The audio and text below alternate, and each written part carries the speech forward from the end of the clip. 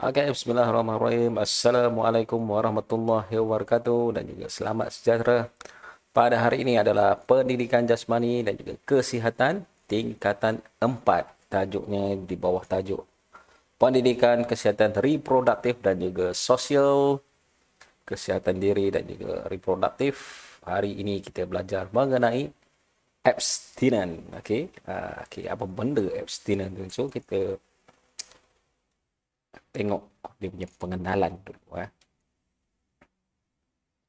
Okey, naluri tertarik kepada berlainan jantina merupakan lumrah dalam norma perkembangan kehidupan remaja. Itu perkara biasa lah. Tertarik pada jantina yang berlainan ni perkara biasa. Kalau luar biasa tu, sesama jantina dan juga dua-dua. Laki pun dia tertarik, perempuan pun dia tertarik. Itu bahaya tu.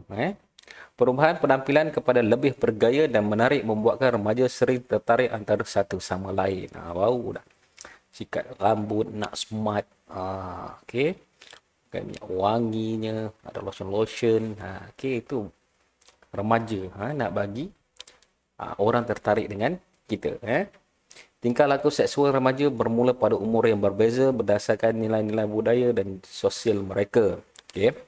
Remaja yang berisiko terhadap gejala ini kebiasaannya mempunyai teman lelaki atau wanita yang istimewa dan kurang minat terhadap pelajaran. Okey. Dia nak cinta dah. Jadi tak minat sangat dengan pelajaran ni. Kenapa? Makwa, pakwa dia lagi penting. Jadi bila dah jumpa-jumpa tu mulalah berlakunya perkara-perkara yang tidak kita ingini. Okey, dalam agama kita pun melarang perkara-perkara itu berlaku sebelum daripada pernikahan. Kemahiran menolak dan menghindar diri daripada terjerumus dalam perlakuan seks sebelum nikah perlu dipraktikkan oleh golongan remaja. Kita mesti tolak seks tu sebelum nikah. Abstinens dalam pencegahan tingkah laku seksual sebelum nikah perlu untuk menangani masalah hubungan seksual sebelum nikah kerana kesannya sangat mendalam terhadap diri, keluarga dan juga masyarakat. Dia memang bila dah orang kata terkantoi, barulah menyesal seumur hidup. Jadi remaja-remaja ni perlu diberi pendidikan. Macam saya bagi seorang guru mengajar pelajar-pelajar mengenai abstinens dan juga kesannya. Apakah kesannya terhadap remaja, masyarakat dan juga keluarga. So orang-orang yang lebih tua, orang-orang yang lebih berpengalaman ni patut mendidik remaja-remaja ni lah. Sebab tu dia melarang. Kebiasaannya semua orang melarang. Dia tak nak anak-anak ini terjerumus dalam kehidupan yang dosa, penuh dosa dan juga memudaratkan nanti. Abstinens merupakan kemahiran menahan diri daripada melakukan perhubungan seksual sebelum nikah. Itulah abstinens. Abstinens ni adalah menahan diri daripada melakukan. Ini abstinens. Okey. Okey. Abstinens merupakan kemahiran menahan diri dari melakukan perhubungan seks sebelum nikah. Okey.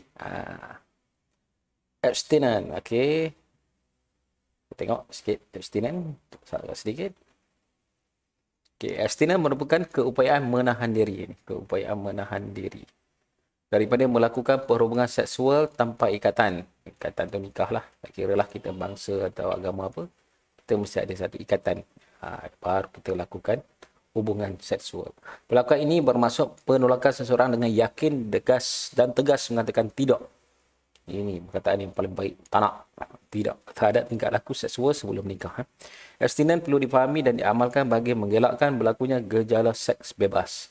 Golongan remaja dalam kelompok persekitaran sosial yang terbuka perlu mempraktikkan nilai abstinens bagi menghindari tingkah laku seksual sebelum nikah. Itu penting. Okey, abstinens ni penting. Okey. Tingkah laku seksual sebelum nikah membawa kesan negatif. Lelaki ataupun perempuan dua-dua. Kesan perempuan lebih banyak lah. Lelaki kalau dia dah buat jahat tu, nanti kalau dia dah kena denda, penjara, kena sebat, bawa menyesal. Perempuan mungkin dah pregnant ke, jadi itu dah dimalukan. So kesan sosial, psikologi lagi susah, lagi teruk. Kesan emosi yang amat mendalam sering terjadi terhadap remaja yang hamil luar nikah. Perubahan fizikal yang terjadi pada dirinya menyebabkan dia merasa malu. Kata-kata cacian, penghinaan kerana melakukan perkara yang bertentangan dengan norma kehidupan dan agama terpaksa dihadapi oleh remaja tersebut. Okey. Dia dapat kes lari dari rumah. Tu yang susah tu. Ini perkara lari rumah, menggugurkan dan membuang. Ini bahaya. So, itu kesan-kesannya. Sampai kan dah tak tahan sangat, malu, bunuh diri. Tu tu yang berlaku lah. Okey. So, macam mana nak ni? Macam mana nak indah? Kita katakan tidak tadi. Yang pertama sekali, ni. Pengetahuan tuntutan agama ni penting. Kita kena tahu bahawa itu adalah salah. Seks sebelum nikah. Okey, abstinens bukan saja mengelak dia dan mencemarkan nama baik kerana padah dapat memelihara maruah keluarga. Itu kita penting. Tapi sekarang ni remaja tu dia tak faham lagi. Dia tak tahu. Dia cuma bila berlaku baru dia tahu. Baru menyesal. Macam tu. Sekarang ni tugas untuk masyarakat, orang-orang yang lebih pengalaman, keluarga, menasihatkan mereka lah. Abstinens terhadap tingkah laku seksual luar nikah juga penting untuk mengelakkan daripada melahirkan anak tidak sah tarah. Kes demikian berlaku kerana pasangan atau individu terbabit cuba untuk menyembunyikan kelahiran. Perbuatan yang akan dihadapi individu tersebut terutama yang ketika dalam urusan rasmi kerana kelahiran tidak didaftarkan. Itu yang susah tu. Tengok anak dah besar, IC tak boleh dapat, apa semua tak boleh dapat. Anak tu tak salah. Yang salah ibu bapa mereka. Okey. Okey, ni kemahiran dia. So, kalau ada lelaki ajak, kita katakan tidak. Kalau dia nak buat sesuatu yang tidak baik lah. Kalau nak ajak biasa-biasa je, makan-makan, tapi tak ada apa di tempat tutup, borak-borak, lepak-lepak dengan kawan-kawan ramai-ramai, tak ada masalah. Lia, awak kesihatan makin cantik dan ayu, saya rasa saya dah jatuh cinta pada awak. Itu lelaki daripada ayat lah. Cinta, maaflah, saya anggap awak tidak lebih daripada kawan. Cara perempuan nak menolak dengan elok.